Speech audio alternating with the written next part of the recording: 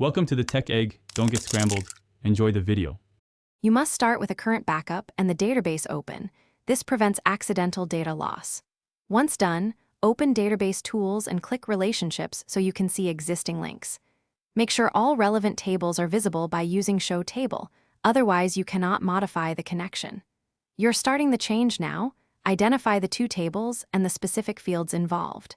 This step sets the stage because changing relationship type affects joins, referential integrity, and cascading behavior. You now edit the join line directly. Right-click the relationship and choose Edit Relationships so you see keys and options. Change the relationship type by selecting the appropriate primary and foreign key roles. One-to-many is common for parent-child data. One-to-one requires unique constraints. Also toggle referential integrity and set Cascade Update/Delete if you want automated changes. Because these settings control data consistency, review unique indexes and sample records before applying them to prevent orphaned rows or unintended deletions. Save the relationship's layout and immediately test with select queries and sample edits. This confirms that joins return expected rows and that referential rules behave. Once satisfied, compact and repair the database to finalize structure changes.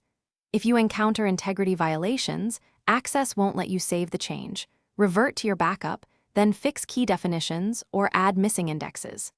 A single troubleshooting tip: if unexpected deletions occur, disable Cascade Delete, restore back. Thanks for watching. Consider subscribing if I helped unscramble your problems.